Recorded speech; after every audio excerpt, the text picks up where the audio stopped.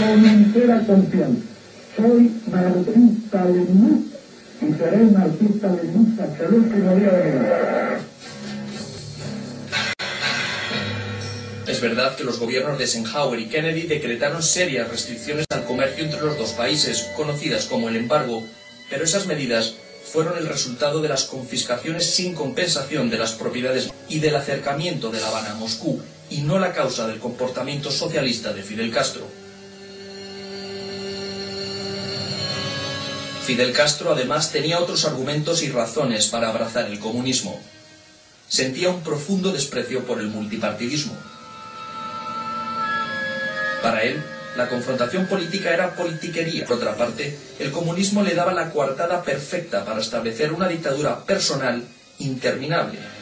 Así entiende nuestro pueblo sus deberes.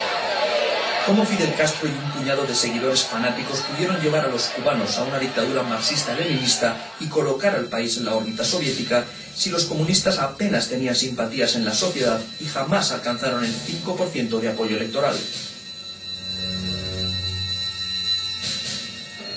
Eso pudo ocurrir porque los cubanos en general, aunque distaban mucho de tener simpatías por los comunistas, tampoco sentían mucho respeto por las instituciones republicanas. Esperaban ansiosamente a que un líder bien intencionado, rodeado de otros como él, establecieran en el país el reino de la justicia y la equidad. Tenemos otro problema que es la necesidad de un guía, la necesidad de un Mesías, en poner nuestro futuro en manos de un hombre predestinado que conoce todos los caminos, que sabe todas las respuestas. De manera que una buena parte de la sociedad se entregó en sus manos sin medir las consecuencias de ese acto de fe ciega en el caudillo. Naturalmente, en los primeros años hubo una gran resistencia popular a la entronización del comunismo en Cuba, con alzamientos campesinos generalmente protagonizados por guerrilleros que habían luchado contra Batista, y una invasión de exiliados en abril de 1961, unos 1.500 hombres que desembarcaron por Bahía de Cochinos en el sur de Cuba. Pero Fidel Castro, a base de mano dura, leyes draconianas, numerosos fusilamientos, mucho armamento soviético, logró sortear todos esos obstáculos iniciales. Se apoderó del aparato productivo, encarceló o puso en fuga a la mayor parte de sus adversarios, consiguió liquidar a la oposición y consolidó la dictadura. A mediados de la década de los 70, casi 20 años después, todavía había en la cárcel unos 40.000 presos políticos. Se habían llevado a cabo unos 7.000 fusilamientos y más de 1 millón de personas se habían exiliado. Por supuesto, nada de esto hubiera sido posible sin la ayuda soviética. Además de armar y adiestrar a las Fuerzas Armadas cubanas, a partir de mediados de 1961, comenzó a desplegar en la isla unos 40.000 soldados y oficiales soviéticos, mientras colocaba sigilosamente misiles atómicos capaces de destruir en pocos minutos las principales ciudades norteamericanas.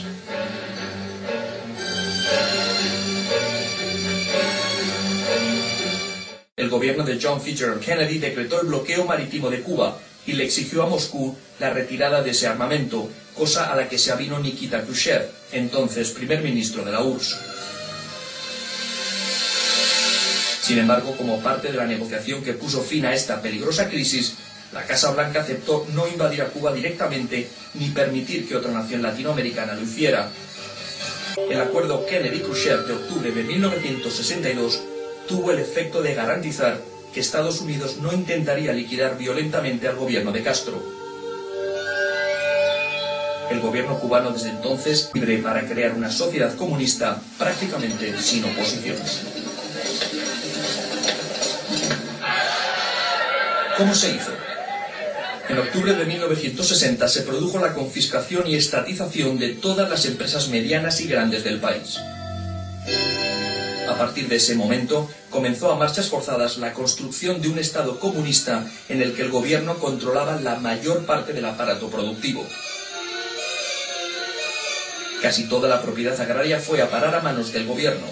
Creó unas comunas agrícolas que muy pronto comenzaron a mostrar sus deficiencias. con la excepción de pequeñas parcelas de tierra capaces de sustentar a algunas familias laboriosas.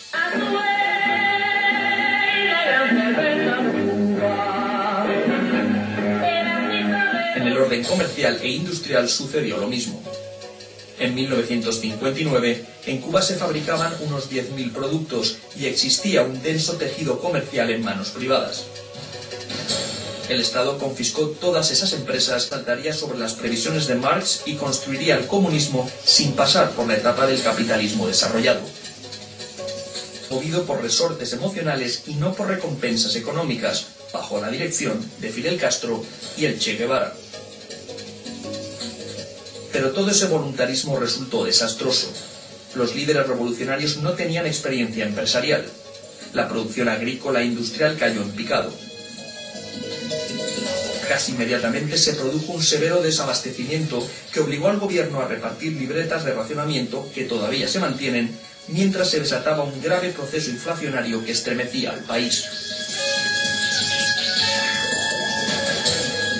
Yo escribía informes muy confidenciales del estado del plan de inversiones que me obligaba a hablar del estado de la economía. Y el estado era definitivamente muy malo. Y los informes que nosotros escribíamos, y yo participaba en esos informes, eran muy francos.